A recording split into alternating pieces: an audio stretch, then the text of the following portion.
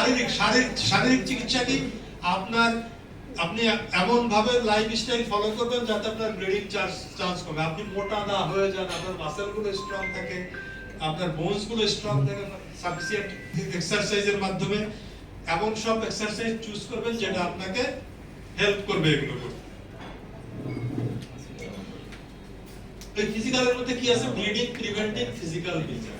এটা দুইটা, একটা ডাইরেক্ট মেজার, একটা ইনডাইরেক্ট মেজার। ডাইরেক্ট মেজার কি? Avoidance of contact sport activity which can make risk of collision.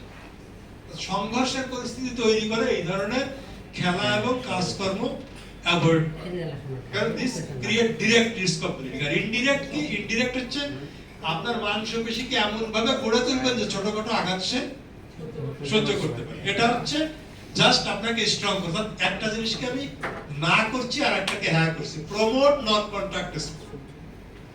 একেবারে আপনি হকি ফুটবল না করবেন, কিন্তু এমন সব স্পোর্টস কে আপনি এনকারেজ করবেন যাতে তার মাসেল স্ট্রেংথটা বাড়ে। যেরকম আপনার সাইক্লিং, সুইমিং। আমি সুইমিং কে বেশি এনকারেজ করি। সাইক্লিং আবার আমাদের দেশে একটু রিস্কি।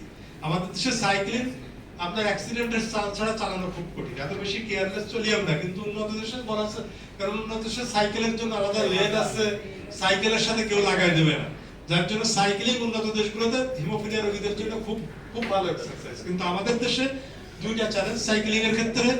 এখানে সাইকেল চালাইতে যে আপনি সংঘর্ষের চান্স কমাইতে পারবেন না, রাস্তাঘাট এমন চিৎকার হয়ে পড়ে যাবেন, নতুন সমস্যা তৈরি হবে। যার জন্য আমি সবচেয়ে বেশি বলি সাঁতার। আর কিছু বলি আপনি ঘরের মধ্যে বিভিন্ন রকম স্ট্রেসিং ব্যান্ড রাখেন। আপনার দরজা জানালার গ্রিলে টিলে লাগা থাকলে সেটা দিয়ে আপনি স্ট্রেসিং করেন। ব্যান্ড, টেরা ব্যান্ড পাওয়া যায় স্পোর্টস এর দোকানে। 5 কেজি, মানে কোনটা 5 কেজিতে স্ট্রেস করবে, কোনটা 10 কেজিতে স্ট্রেস করবে, বিভিন্ন স্ট্রেসের ব্যান্ড থাকে, এগুলো আপনাকে হেল্প করবে। এরপর কমপ্লিকেশন ট্রিটমেন্ট আসলে আপনাদের তেমন কোনো রোল নেই। কমপ্লিকেশন গুলো আসলেই কমপ্লিকেশন।